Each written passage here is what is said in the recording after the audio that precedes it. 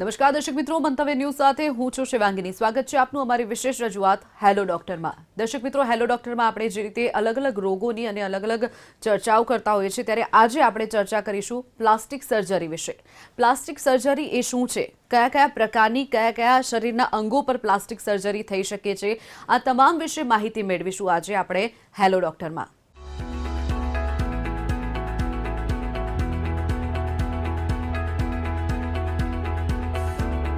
તો દર્શક મિત્રો, હેલો ડોક્ટરમાં આપણી સાથે આ અંગે જ માહિતી આપવા માટે શેલ્બી હોસ્પિટલના ડોક્ટર હાર્દિક ડોડી આપણી સાથે ઉપસ્થિત છે. હાર્દિકભાઈ, સ્વાગત છે આપનું મંતવ્ય ન્યૂઝમાં. હાર્દિકભાઈ, જે રીતે આપણે પ્લાસ્ટિક સર્જરી શબ્દ સાંભળતા જ જે રીતે લોકોને એવું લાગે કે ખૂબ જ ખર્ચાળ હશે અથવા તો પ્લાસ્ટિક સર્જરી એ સેલિબ્રિટી લોકો, હીરો હિરોઈન જ કરાવી શકે, એટલે પ્લાસ્ટિક સર્જરી એ શું હોય છે? પ્લાસ્ટિક સર્જરી પ્લાસ્ટિકોઝ જે શબ્દ છે એ ગ્રીક ઓરિજિનનો છે, જેનો મતલબ છે ટુ મોલ્ડ, કે આકાર આપવો. એટલે કોઈ વસ્તુને આકાર આપવાની સર્જરી જે છે એ પ્લાસ્ટિક સર્જરીમાં કન્સિડર કરાય છે. લોકોમાં એવી મિથ્યા છે કે પ્લાસ્ટિક સર્જન આપણે શરીરમાં પ્લાસ્ટિક કે સિલિકોન નાખે છે એટલે એને પ્લાસ્ટિક સર્જરી કહેવાય છે, પણ એવું નથી. પ્લાસ્ટિક સર્જરી વિવિધ પ્રકારની હોય છે કે જેમાં શરીરને આકાર આપવો એ એનો એક પાર્ટ છે. હવે જેમ કે હાથ કપાઈ ગયા, હાથને ચોંટાડવા, નસની કરેલી પ્લાસ્ટિક સર્જરી, આંગળાને ટેરવાને આપણે જોડેલા એ પ્લાસ્ટિક સર્જરી, મોઢાને સીધું કરવાની પ્લાસ્ટિક સર્જરી, એ બધો જ પ્લાસ્ટિક સર્જરીનો પ્રકાર છે. બિલકુલ. ડૉક્ટર હાર્દિકભાઈ, જે રીતે આપણે વાત કરી રહ્યા છીએ પ્લાસ્ટિક સર્જરીની, ત્યારે પ્લાસ્ટિક સર્જરી અને કોસ્મેટિક સર્જરી બંને અલગ અલગ છે. કોસ્મેટિક સર્જરી એટલે શું? પ્લાસ્ટિક સર્જરીનું જસ્ટ એક એક્સટેન્શન છે કોસ્મેટિક સર્જરી. એ કોસ્મેટિક સર્જરી પ્લાસ્ટિક સર્જરીનો નાનકડો એવો પાર્ટ છે. પણ જેમ કે હવે મીડિયામાં અને એમાં આપણે વધારે પડતું પ્લાસ્ટિક સર્જરીની જો વાત સાંભળીએ તો એ બધું એક્ટ્રેસીસ, સેલિબ્રિટી જે પ્લાસ્ટિક સર્જરી કરાવતા હોય એની જ આપણે વાત ખબર હોય છે. એટલે આપણા મગજમાં એવું થઈ જાય છે કે પ્લાસ્ટિક સર્જરી એટલે just cosmetic surgery, but cosmetic surgery is just a small part of plastic surgery. બિલકુલ. ડૉક્ટર હાર્દિક, જે રીતે પ્લાસ્ટિક સર્જરીની આપણે વાત કરી રહ્યા છીએ, ત્યારે એવા કયા સંજોગો બને કે જ્યારે સામેથી જ પ્લાસ્ટિક સર્જરીની માંગ ઉઠતી હોય છે બોડીમાં? બહુ સરસ સવાલ કર્યો. હવે medical fraternity plus general population બંનેમાં પ્લાસ્ટિક સર્જનનો રોલ શું છે એ હજી બહુ ક્લિયરલી ડિફાઇન નથી, એટલે બહુ આપણને ખબર નથી. હવે જેમ કે વાત કરું તો કેન્સરની સર્જરીની જેમ કે વાત કરીએ આપણે, તો કેન્સરમાં ખબર છે કે જે પાર્ટ આપણને કેન્સરથી પ્રભાવિત છે એને આપણે કાઢી દઈએ છીએ. હવે એ કાઢ્યા પછી એમાં પ્લાસ્ટિક સર્જરીથી એવું ને એવું આપણે પાછો પાર્ટ બનાવી શકીએ છીએ. એટલે આ વસ્તુ જ્યારે તમને કોઈને બી થાય કેન્સર કે એવું કંઈ, તો તમને સામેથી કેન્સર સર્જનને માંગ કરવી જોઈએ કે આમાં પાછળથી કે ત્યારે ને ત્યારે પ્લાસ્ટિક સર્જરીથી એ પાર્ટ આપણે ફરીથી બનાવી શકશું. બીજી વસ્તુ કે જ્યારે તમને કોઈ મોઢાની કે આંગળીની કે હાથની કે એવી ઈજા થાય છે કે જેમાં નસ કપાઈ ગઈ છે કે મોઢાના હાડકાં તૂટી ગયા છે કે એવા મોટા જ ખરાબ ચીરા આવ્યા છે, તો એમાં તમે સામેથી પ્લાસ્ટિક સર્જનની માંગ કરો તો એનાથી જે રિઝલ્ટ્સ જે મળે, જે સ્કાર ઓરિએન્ટેડ રિઝલ્ટ જે છે, ડાઘ ઓછા આવે, ફંક્શનિંગ સારું થાય, એ બહુ સારું થઈ શકે છે. નાના સેન્ટરમાં અવેલેબિલિટી પ્લાસ્ટિક સર્જનની નથી હોતી અને અવેરનેસ નથી હોતી, એટલે આપણને આ બધી વસ્તુ માંગ કરી શકતા નથી અને ત્યાં રિઝલ્ટ જે છે એ કોમ્પ્રોમાઇઝડ હોય છે. જ્યારે મોટા સેન્ટર કે કોઈ કોર્પોરેટ હોસ્પિટલમાં તમને સામેથી કહે છે, ઓપ્શન્સ આપે છે કે આપણે આ પ્લાસ્ટિક સર્જરીનો આમાં હેલ્પ લઈ શકીએ છીએ. બિલકુલથી. ડૉક્ટર, જે રીતે આપણે પ્લાસ્ટિક સર્જરીની વાત કરી રહ્યા છીએ, ત્યારે કયા કયા પ્રકારની સર્જરી પોસિબલ છે?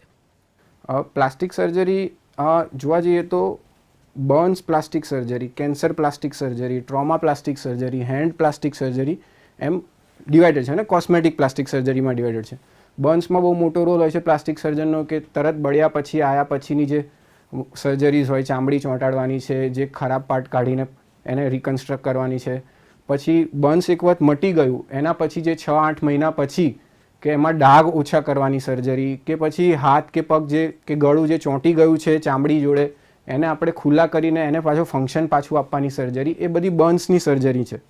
કેન્સર સર્જરી મેં જેમ કીધું કે આપણે કેન્સરમાં સપોઝ એક સાઈડનું જડબું કાઢી દઈએ છીએ, કે પછી જીભ કાઢી દઈએ છીએ કેન્સરમાં, કે પછી સ્તન કાઢી દઈએ છીએ, તો એ બધી જ વસ્તુ આપણે પાછી શરીરના પોતાના જ અવયવો, અંગો યુઝ કરીને પાછું બનાવી શકીએ છીએ.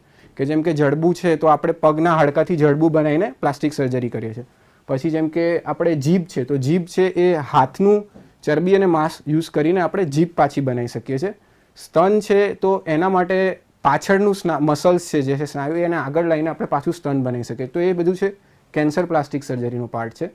અને ટ્રોમા પ્લાસ્ટિક સર્જરીની વાત કરીએ, જે મેજર બલ્ક બનાવે છે અત્યારના જનરલ પ્રેક્ટિસમાં, કે એમાં જડબાના ફ્રેક્ચર છે, મોઢાનું ફ્રેક્ચર છે, કે ઉપરના જડબાનું ફ્રેક્ચર છે, આંખની આજુબાજુના હાડકાના ફ્રેક્ચર છે, પછી બહુ મોટા ચીરા આવ્યા છે ખરાબ મોઢા ઉપર, પછી આંગળી કપાઈ ગઈ છે, હાથ કપાઈ ગયો છે, હાથની ખાલી નસો કપાઈ ગઈ છે, કોઈ બી જાતના શરીરના ફ્રેક્ચર કે જેમાં ઘા ખુલ્લો છે અને એને ઘા બરાબર રીતે કવર કરવો છે મસલ ઉપર મૂકીને, ચામડી ઉપર મૂકીને, તો એમાં પ્લાસ્ટિક સર્જરીનો બહુ મોટો રોલ આવે છે. બિલકુલ ડૉક્ટર, જે રીતે ચર્ચા કરી રહ્યા છો આપણે પ્લાસ્ટિક સર્જરીની, જેમ આપે જણાવ્યું કે ભાઈ કોઈ દાઝી ગયું હતું તેની ઉપર પ્લાસ્ટિક સર્જરી થઈ શકે, કેન્સર, પછી કેન્સરનું આપણે જોઈએ છે ખૂબ જ પ્રમાણ વધતું જઈ રહ્યું છે દિવસે ને દિવસે, ત્યારે કેન્સર જે વ્યક્તિને થાય છે ત્યારબાદ તેઓ પ્લાસ્ટિક સર્જનને અપોઇન્ટ નથી કરતા. જનરલી મોટાભાગે આપણે જોયું નથી કે હજુ સુધી લોકોમાં આ પ્રકારની જાગૃતતા જ નથી આવી. એટલે ક્યાંક ને ક્યાંક હજુ પણ લોકોને વધુ જાગૃત કરવાની જરૂર છે કે જે ભાગ, જે તમારો અંગ જે ડેમેજ થયું છે તેને ફરીથી પ્લાસ્ટિક સર્જરી કરીને જેવું હતું તેવું કરી શકીએ છીએ આપણે. યસ, બહુ સાચી વાત કીધી કે અવેરનેસ નથી એટલી, એના કારણે જ આપણે પ્લાસ્ટિક સર્જરીનો એટલો બધો રોલ નથી આવી રહ્યો. અને બીજા કે જેમ કીધું કે મોટા સેન્ટરમાં એ બધી વસ્તુ થઈ શકે છે, મોટી હોસ્પિટલને એમાં, અને નાના સેન્ટરમાં એ વસ્તુ શક્ય નથી થતી હોતી. એટલે એના માટે સૌથી મોટું અવેરનેસ અને અવેલેબિલિટી, એ બંને બને તો પછી બહુ જ સારા રિઝલ્ટ્સ આપણને કેન્સર સર્જરીમાં બી મળી શકે છે. બિલકુલ. કેન્સર જ્યારે જે વ્યક્તિને થાય છે તો કયા સ્ટેજે પ્લાસ્ટિક સર્જનની જરૂર પડતી હોય છે અને ક્યારે અપોઇન્ટ કરવા જોઈએ તેમને? કોઈ બી કેન્સરની જ્યારે સર્જરીથી કાઢવાની જરૂર પડે ત્યારે એ ટાઈમ પર પ્લાસ્ટિક સર્જરીની અપોઇન્ટમેન્ટ એક લેવી જોઈએ. જ્યારે એ ડિસિઝન જ્યારે કાઢવાનું છે એ કેન્સર સર્જન જ કરશે, બટ જ્યારે ડિસિઝન લેવાઈ જાય છે કે હવે આ કેન્સરની ગાંઠ જે છે એ કાઢવી પડે, ત્યારે પ્લાસ્ટિક સર્જનનો એક અભિપ્રાય એમાં લેવો જોઈએ કે એને પાછું કેવી રીતના સૌથી સારી રીતના બનાવી શકે. બિલકુલ. ડૉક્ટર હાર્દિક, જે રીતે પ્લાસ્ટિક સર્જરી નામ પડતા જ લોકોને ક્યાંક એવું લાગે કે ખૂબ જ ખર્ચાળ હશે, અથવા તો આ ખાલી સેલિબ્રિટી લોકો કરાવે, એટલે ક્યાંક ને ક્યાંક કેટલી ખર્ચાળ હોય છે ખરેખરમાં? જો કોઈ બી સર્જરીનો ખર્ચ આપણે જોઈએ તો એ શેના ઉપર નક્કી થાય છે? તો સર્જનની સ્કિલ, પછી કઈ ટાઈપનું તમે સેટઅપ યુઝ કરો છો, કયા ટાઈપના ઇન્સ્ટ્રુમેન્ટ, જેમ કે માઇક્રોસ્કોપ છે, જે નાના નાના માઇક્રો ઇન્સ્ટ્રુમેન્ટ છે, કોઈ પ્રકારની સ્પેશિયલ ડ્રીલ છે, કે એ બધું કલેક્ટિવલી કોઈ સર્જરીનો કોસ્ટ બનાવે છે. હવે નાનામાં નાની પ્લાસ્ટિક સર્જરી જે હોય છે, જે મેં કીધું કે આપણે નાના ચીરા કોઈ જગ્યા પર થાય, જેને સારી રીતના આપણે નાના નાના ટાંકાથી બંધ કરી દઈએ, તો એકદમ નોમિનલ કોસ્ટ, કે મિડલ ક્લાસ લોકો બી અફોર્ડ કરી શકે એવી રીતના થતું હોય છે. કેન્સરની સર્જરી છે, બર્ન્સની સર્જરી છે, એ બધું બી આરામથી બધા મિડલ ક્લાસ લોકો અફોર્ડ કરી શકે એવું છે. કોસ્મેટિક સર્જરીમાં બી આજકાલ એની ટેકનોલોજીકલ એડવાન્સમેન્ટ અને આપણે number of plastic surgeons increase થવાના કારણે એ બી હવે મિડલ ક્લાસના અપ્રોચમાં આવી ગયું છે. એટલે એવું જરા બી નથી કે પ્લાસ્ટિક સર્જરી છે એ બહુ ખર્ચાળ હોય છે. બિલકુલ. ડૉક્ટર હાર્દિક, ટ્રોમા પ્લાસ્ટિક સર્જરીની જે આપણે વાત કરી તે શું હોય છે એ ડીપમાં સમજાવશો? ટ્રોમા પ્લાસ્ટિક સર્જરીમાં જેમ મેં કીધું કે ફેસની જે સર્જરી છે, ફેસની ઇન્જરીઝ, કે જેમાં ઉપરનું જડબું, નીચેનું જડબું, પછી આંખની બાજુના હાડકાં, પછી ચીકબોન આપણું છે, એ બધું જે ડેમેજ થયું એના ફ્રેક્ચર્સ ઓપરેટ કરીને સીધા કરીને એની જગ્યા પર મૂકવાના, પ્લસ ઉપરના ફેસ ઉપરના ચીરા જે છે એને બરાબર રીતે કરેક્ટ કરીને આપણે ફેસ પ્રોપર જેવું પહેલાં જેવું એ બનાવી શકીએ. આડા ટેડા નાક થઈ ગયા હોય ટ્રોમાથી, પાછળ એ ટાઈમ પર થયા હોય કે પછી લેટ સ્ટેજ પર આવ્યા હોય, એને સીધા કરીને કરવાનું. પછી જેમ કે હાથ અને પગની સર્જરીઝ, કે હાથ ઉપરની કે પગ ઉપરની ચામડી જતી રહી છે, કે એની સ્નાયુઓ કે નસને ડેમેજ છે, કે પછી ઓપન ફ્રેક્ચર્સ જે કહેવાય કે હાડકાં તૂટેલા છે અને જે જગ્યા છે ત્યાં મસલ ડેમેજ છે, મસલ લોસ છે, ટિશ્યુ લોસ છે, સ્કિન લોસ છે, તો એ બધી જ વસ્તુમાં પ્લાસ્ટિક સર્જનની જરૂર પડે છે. કોઈ બી મોટું ટ્રોમા આવે, પોલીટ્રોમા જે કહેવાય, જેમ કે રોડ ટ્રાફિક એક્સિડન્ટમાં આપણે એક જગ્યા રોડ પર ઘસડાયા છે કે એવું કંઈ, તો એમાં લગભગ જગ્યા પર પ્લાસ્ટિક સર્જનની જરૂર પડતી હોય છે, કારણ કે એમાં સ્કિન લોસ, કાં તો ફેસ ફ્રેક્ચર્સ, કાં તો પછી આપણે હાથની એવી ઈજા હોય નસની, તો એ બધામાં આપણને પ્લાસ્ટિક સર્જનની જરૂર પડે છે. ચોક્કસથી. ડૉક્ટર હાર્દિક, જે રીતે આપણે વાત કરી રહ્યા છીએ ત્યારે કોસ્મેટિક સર્જરી એ શું છે, કયા કયા અંગો પર થઈ શકે કોસ્મેટિક સર્જરી? કોસ્મેટિક સર્જરી જેમ મેં કીધું કે પ્લાસ્ટિક સર્જરીનો એક પાર્ટ જ છે, કે જે આપણે વાળથી માંડીને નીચેના ટો સુધી આપણે કોસ્મેટિક સર્જરી થઈ શકે છે. એ તમે સાંભળ્યું છે હેર ટ્રાન્સપ્લાન્ટ છે, અત્યારના હેર ટ્રાન્સપ્લાન્ટ બહુ જ પોપ્યુલર છે. તો it is a part of cosmetic surgery. પછી જેમ નીચે આવીએ તો જેમ કે ફેસ ઉપરની બધી એન્ટી એજિંગ સર્જરીઝ, કે ફેસને ટાઈટ કરવાની સર્જરી છે. પછી નાક તમારું જે છે આડું ટેડું હોય તો એને સીધી કરવાની જે સર્જરી છે. લિપ એન્હાન્સમેન્ટ જે છે, લિપ રિડક્શન સર્જરી છે, એ બધી ફેસની સર્જરી થઈ ગઈ. નેકની સર્જરીમાં નેક ટાઇટનિંગ આવે. જેમ તમે નીચે જાઓ તો બ્રેસ્ટ માટે બ્રેસ્ટની રિડક્શન સર્જરી, બહુ મોટા બ્રેસ્ટ હોય તો એનું રિડક્શન, નાના બ્રેસ્ટ માટે ઇમ્પ્લાન્ટ. તો એ બધી જ type of plastic surgery cosmetic surgery છે. ચરબી ઘટાડવાની સર્જરી લાઇપોસક્શન જે કહેવાય. પછી એનાથી આગળ જે ટમી ટક, એનું એડવાન્સમેન્ટ કે ચરબી ઘટાડીએ પ્લસ સ્કિન ટાઇટનિંગ કરીએ, that is tummy tuck surgery, એ એનો પાર્ટ છે. પછી જે સૌથી કોમન જે મેલમાં પ્રોબ્લેમ્સ જે છે કોસ્મેટિક સર્જરી, કે આપણે મેલને ફિમેલ જેવી બ્રેસ્ટ હોય છે એને ગાયનેકોમાસ્ટિયા કહેવાય. એમાં બી આપણે ફેટ કાઢીને એનું ગ્લેન્ડ કાઢીને એને નોર્મલ મેલ જેવી ચેસ્ટ બનાવી દઈએ, એ બી એક કોસ્મેટિક સર્જરી ગાયનેકોમાસ્ટિયાની સર્જરી છે. પછી આર્મ્સ માટે કોસ્મેટિક સર્જરીની વાત કરીએ તો ફેટ રિડક્શન જે લાઇપોસક્શન આર્મ માટે છે, લેગ્સ માટે છે, થાઈ માટે છે. તમારા સ્ટ્રેચ માર્ક્સ જે બી હોય, જે સડન વેઇટ લોસ કર્યું છે, પ્રેગ્નન્સી પછી જે આપણે સ્ટ્રેચ માર્ક્સ છે એને દૂર કરવાની સર્જરી, એ બી આપણે કોસ્મેટિક પ્લાસ્ટિક સર્જરીમાં આવે છે. બિલકુલ. હાર્દિકભાઈ, કોસ્મેટિક સર્જરીની આપણે વાત કરી ત્યારે જો એ કોસ્મેટિક સર્જરી કરાવી હોય તો તેની પહેલાં કઈ કઈ બાબતો ધ્યાનમાં લેવાની જરૂર હોય છે? બહુ જ સરસ સવાલ પૂછ્યો. હવે તમે આ એટલું બધું લુક્રેટિવ ફિલ્ડ અને એટલું બધું તમે જોયું હશે, એના હોર્ડિંગ્સ, એડવર્ટાઇઝમેન્ટ ને એટલું બધું હોય છે કોસ્મેટિક સર્જરીઝના વિશે. તમે ગમે ત્યાં ફરશો તો હોર્ડિંગ્સ તમને એના જોવા મળશે, કે પછી ટીવીમાં એટલી એડવર્ટાઇઝમેન્ટ જોવા મળશે. તો કોસ્મેટિક સર્જરી જ્યારે કરાવવાની હોય ત્યારે શું ધ્યાન રાખવું જોઈએ? તો સૌથી પહેલાં તમે જેની જોડે કરાવો છો એનું આપણે ક્વોલિફિકેશન શું છે. કારણ કે કેટલા આજકાલ જે બ્લેક માર્કેટમાં જે કહેવાય કે BHMS કે ગમે તે, જે આના માટે હજી એટલા ટ્રેન્ડ નથી, ડેન્ટલ કે જે બી ફિલ્ડના હોય, પણ એ લોકો બી કોસ્મેટિક સર્જરીઝ એમના નામે કરતા હોય છે. તો સૌથી પહેલાં એનું ડિગ્રી, એનું ક્વોલિફિકેશન શું છે એ જાણવું જરૂરી છે. સેકન્ડ વસ્તુ આવે કે એમને એ જે કોસ્મેટિક સર્જરી જે કરવાના છે એનો એ કોસ્મેટિક સર્જરીનો કેટલો એક્સપિરિયન્સ છે. એમની જોડે તમારે એમના પ્રી અને પોસ્ટ ફોટોઝ એમના પોતાના પેશન્ટ્સના માંગવાના, જોવાના. બીજું કે એનાથી બી આગળ કે એમના કોઈ ઓપરેટેડ પેશન્ટ્સ છે કે જેમ એમને કોઈ સર્જરી કરી છે, એને પેશન્ટ જે છે એનું તમને કોન્ટેક્ટ કરાવી આપે તો એનું તમને વધારે જાણ મળે. તો એ બધી જ વસ્તુ જરૂરી છે કોઈ બી કોસ્મેટિક સર્જરી કરાયા પહેલાં. બિલકુલ. ડૉક્ટર હાર્દિક, જ્યારે પ્લાસ્ટિક સર્જરીની આપણે વાત કરીએ છીએ ત્યારે તમામ લોકો કરાવતા પહેલાં ડરતા હોય છે, એટલે પ્લાસ્ટિક સર્જરી કરાવવી એ કેટલી સેફ છે? પ્લાસ્ટિક સર્જરી જેમ કીધું કે સેલિબ્રિટીઝ જ આપણે મગજમાં હોય છે કે સેલિબ્રિટીઝ જ કરાવે. તો કોઈ એકાદ જેમ કે 100 કે 1000 કેસે કોઈ એકનું કોમ્પ્લિકેશન આવે તો એ બી આખું મીડિયામાં એટલું બધું ફરતું રહેતું હોય છે કે આપણને એવું થાય કે આ તો બહુ જ આપણે અનસેફ સર્જરી છે. હવે તમારે કોઈ બી સર્જરી માટે એક વસ્તુ જાણવું છે, જરૂરી છે કે સર્જરીમાં કોમ્પ્લિકેશન્સનો રેટ દરેક સર્જરીમાં 1% કે 0.1% લઈને 10% સુધી હોય, કે એ પેશન્ટ વાઇઝ એની કન્ડિશન શું છે, એના વાઇઝ કઈ ટાઈપની તમે સર્જરી કરો છો એના વાઇઝ એ ડિપેન્ડ કરતું હોય. હવે કોઈ બી કોમ્પ્લિકેશનની વાત કરીએ તો તમે અગર એક્સપિરિયન્સ સર્જન પાસે સારા સેટઅપ સાથે અને સારા ઇન્સ્ટ્રુમેન્ટેશન સાથે તમે જાઓ તો કોમ્પ્લિકેશન રેટ એકદમ ઘટી શકે છે. અને આજકાલ જે એનેસ્થેશિયા, જે આપણે બેભાન કરવાની જે દવાઓ અને એનું એડવાન્સમેન્ટ જે આવ્યું છે એના કારણે કોમ્પ્લિકેશન રેટ એનેસ્થેશિયા રિલેટેડ સાવ ઘટી ગયો છે. એટલે પ્લાસ્ટિક સર્જરી જોવા જઈએ તો બહુ જ સેફ છે. બધા જ હવે બહુ રૂટીનલી થઈ રહ્યું છે એ વસ્તુ, પણ આપણે મગજમાં એ બહુ મોટો ફિયર હોય છે અને એ બધું આપણે જે મીડિયામાં જે વધારે પડતું પેલું જે થાય કે એક કોમ્પ્લિકેશન કોઈક દેખાય તો એટલું બધું હાઇલાઇટ કરવામાં આવે કે એના કારણે ભય એનો વધારે છે. બટ રિલેટિવલી તમે સારા સેટઅપમાં એક્સપિરિયન્સ ડૉક્ટર જોડે જાઓ, સારા ઇન્સ્ટ્રુમેન્ટેશન હોય તો એનો જે રેટ છે એ બહુ જ ઓછો છે કોમ્પ્લિકેશનનો. બિલકુલ. કોસ્મેટિક સર્જરીની આપણે જે રીતે વાત કરી ત્યારે સૌથી વધારે કઈ કોસ્મેટિક સર્જરી થતી હોય છે? આપણે ડોમેસ્ટિકમાં જોઈએ તો કોસ્મેટિક સર્જરીમાં સૌથી વધારે અગર મેલ્સ જતા હોય તો હેર ટ્રાન્સપ્લાન્ટ માટે જતા હોય છે. જો હવે તો એટલી જગ્યા પર એવું થઈ ગયું છે કે હેર ટ્રાન્સપ્લાન્ટને કોસ્મેટિક સર્જરીમાં કન્સિડર બી નથી કરતા. બટ સૌથી વધારે પ્રેક્ટિસ થતી અગર વાત કરીએ તો હેર ટ્રાન્સપ્લાન્ટ છે.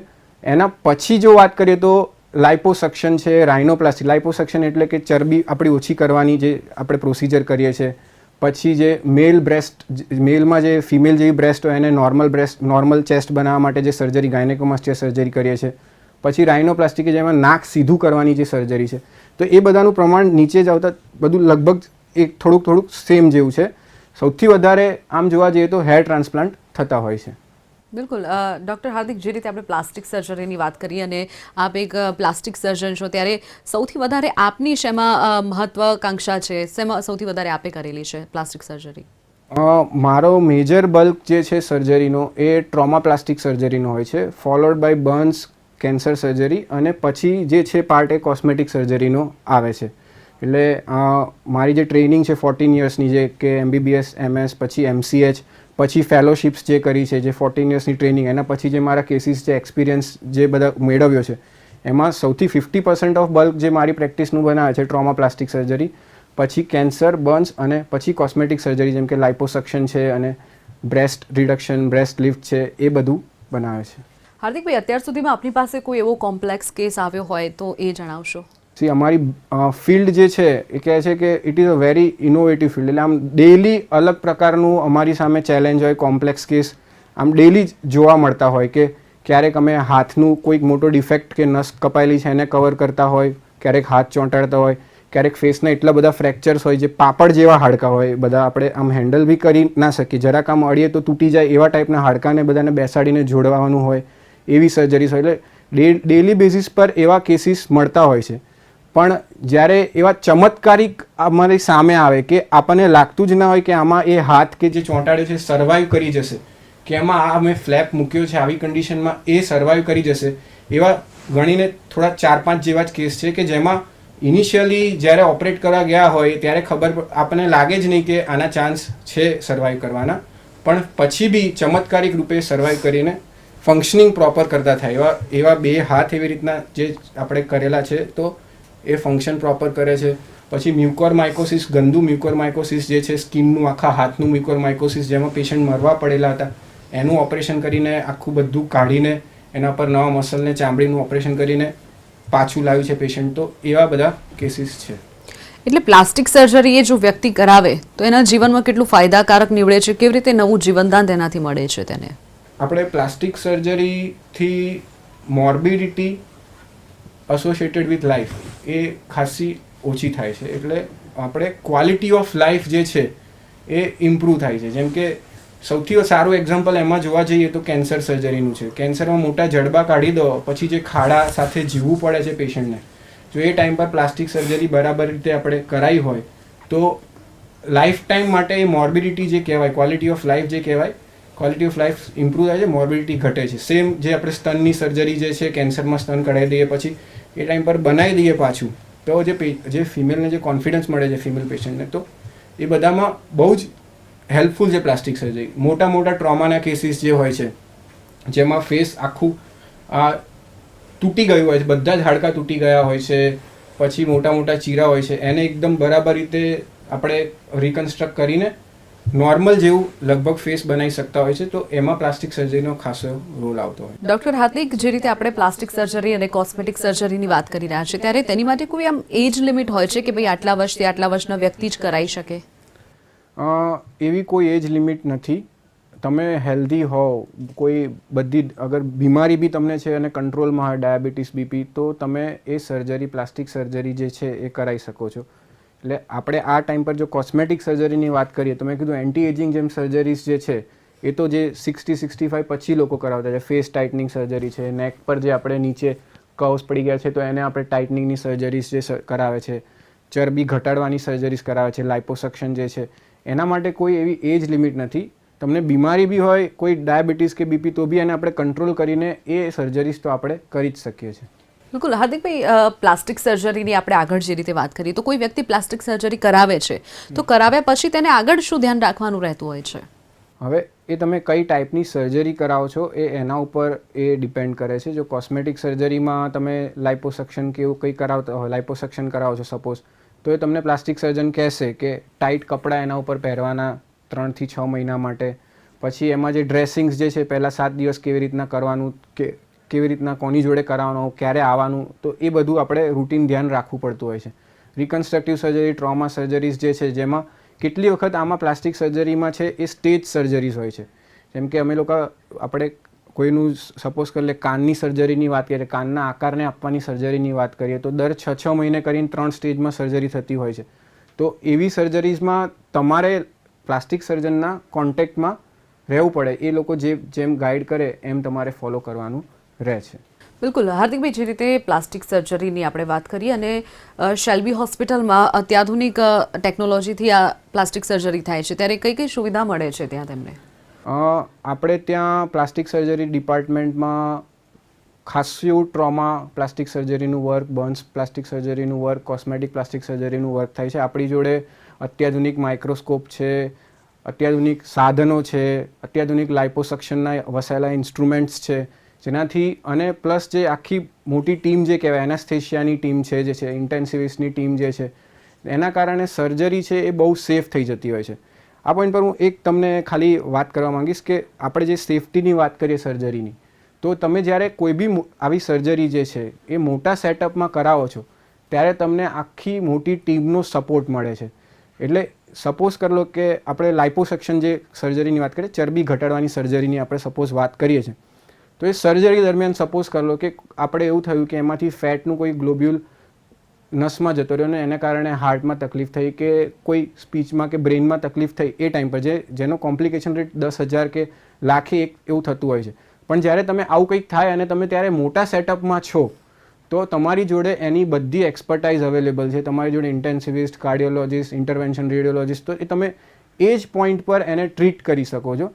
એટલે જ્યારે કોઈ બી મોટી સર્જરી કરવાની આવે ત્યારે મલ્ટી સ્પેશિયાલિટીનો આ સૌથી મોટો ફાયદો છે. હું જે કામ જે કરું છું, જે આપણે મોટા ટ્રોમા સર્જરીઝના, મોટા જે રિકન્સ્ટ્રક્શન મ્યુકોરના કે એના, તો એમાં ટીમ વર્ક વગર એ વસ્તુ પોસિબલ જ નથી. અલગ અલગ પ્રકારના સ્પેશિયાલિટીના સર્જન્સ હોય, અલગ અલગ પ્રકારના મેડિકલ ફિલ્ડના સ્પેશિયાલિસ્ટ હોય, ત્યારે જ એ સર્જરી સંભવ થાય છે. બિલકુલ હાર્દિકભાઈ, જે રીતે ઘણા લોકો જે સ્કિન ટાઇટનિંગની સર્જરી કરાવતા હોય છે ત્યારે એ કેટલું લોંગ લાસ્ટિંગ હોય છે અને ફરીથી ઘણા લોકોને ડર હોય છે કે ફરીથી જે સ્કિન છે, કરચલી ચામડીમાં પડે છે, તે ફરીથી થઈ જશે કે કેમ, એવું પણ લોકોમાં ડર રહેતો હોય છે. જો એ બહુ જ સારી વાત કરી તમે કે કોસ્મેટિક સર્જરી જે છે, તમે નાનામાં નાનું તમે વાત કરો હેર ટ્રાન્સપ્લાન્ટની બી વાત કરો છો કે સ્કિન ટાઇટનિંગની વાત કરો છો, લાઇપોસક્શનની વાત કરો છો, ગમે તે સર્જરી એમાં મેન્ટેનન્સ બહુ જ જરૂરી છે. મેન્ટેનન્સ એટલે સપોઝ તમે જેમ અત્યારના વાત કરી કરચલીની સ્કિન ટાઇટનિંગની સર્જરીઝ, તો વિથ ટાઈમ, વિથ ગ્રેવિટી અને જે આ જે છે એ પાછું નીચે આવવાનું છે કે એક ટાઈમ પછી આવવાનું જ છે. એને માટે આપણે રેગ્યુલર જ્યારે સર્જનની તમે વિઝિટ કરતા રહો ત્યારે આપણી જોડે નોન ઇન્વેઝિવ ટેકનિક જેમ કે હાઈ ઇન્ટેન્સિટી ફોકસ અલ્ટ્રાસાઉન્ડ કે જે અલ્ટ્રાસાઉન્ડ એનર્જીથી પાછું ટાઈટ કરી કાઢીએ, જેમાં સર્જરીની જરૂર નથી, વિધાઉટ સર્જરી આપણે કરતા, તો મેન્ટેન કરવું એ અગત્યની વસ્તુ છે.